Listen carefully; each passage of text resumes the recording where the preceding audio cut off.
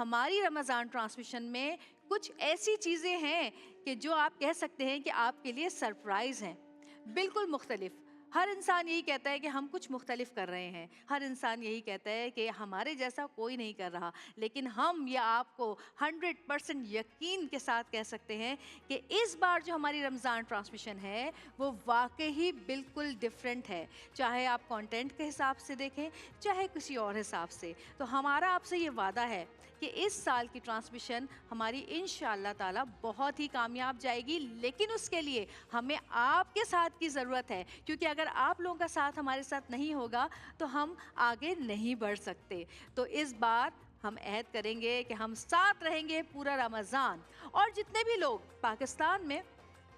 رمضان transmissions کر رہے ہیں مختلف چینل سے اور سوشل میڈیا پہ بھی بہت سارے لوگ ایسے ہیں جو اللہ اور اس کے رسول صلی اللہ علیہ وسلم کی باتیں دوسروں تک پہنچا رہے ہیں، ان سب کو میری طرف سے، میرے پیارے رمضان کی پوری ٹیم کی طرف سے بہت بہت مبارکباد۔ اللہ تعالیٰ سب کی ٹرانسمیشنز کو کامیاب کرے اور ہم سب مل جل کر اس ٹرانسمیشن کو آگے بڑھائیں گے۔ ہمارے صرف یہ پینلسٹ ہی نہیں ہیں ہمارے ساتھ، بلکہ ہمارے کیمرہ کے پیچھے بھی بہت سارے لوگ ہیں جو کہ اپنے کام کر رہے ہیں، دن رات کے جاگے ہوئے ہیں اور آپ تک روزوں میں یہ ٹرانسمیشن لے کر آئے ہیں۔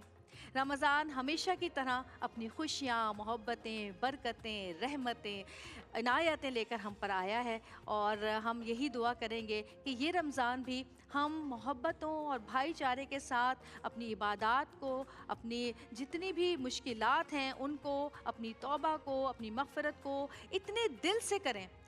دل سے کریں کہ ہمارا یہ جو رمضان ہے ہماری ساری مشکلوں کو دور کر دے، ہماری عبادات اللہ تعالیٰ کے حضور پہنچ جائیں اور اللہ تعالیٰ ان کو کسی بھی طرح ایک نظر ان پہ ہماری پڑ جائے اللہ تعالیٰ کی ہماری عبادتوں پہ، تو ہم شاید ساری زندگی کی جو ہماری کوتاہیاں ہیں ان سے ہم نجات حاصل کر سکیں۔ تو آئیے عہد کریں گے آج اس رمضان میں کہ صرف عبادت ہی نہیں کرنی ہے، بلکہ اس عبادت کو اس طرح سے کرنا ہے کہ جس طرح اسے کرنے کا حق ہے، یعنی کہ دل سے عبادت کرنی ہے، ایسے سجدے کرنے ہیں کہ اللہ تعالیٰ کے حضور سجدہ کرے اور ہمارے سارے گناہ دھل جائیں، معاف ہو جائیں، ایسی عبادتیں کریں کہ ہم ساری زندگی اپنی نسلوں تک کو یہ بتائیں کہ جی یہ عبادتیں جو ہیں صرف یہی ہیں، کیونکہ جب ہم خود نہیں کرتے نا تو پھر ہم کسی کو کیا بتائیں گے؟ تو جب ہم خود کریں گے تو ہم اپنے بچوں کو بتا سکتے ہیں کہ جی عبادت ایسی ہوتی ہے، ایسی عبادت میں ایسا سرور ملتا ہے، ایسی عبادت میں آپ کو نجات ملتی ہے، یہ ہے وہ سیدھا رستہ جس پہ اصل میں چلنے کے بعد ہم اس رستے تک پہنچتے ہیں جو رستہ جنت کی طرف ہمیں لے کر جاتا ہے۔ تو آئیے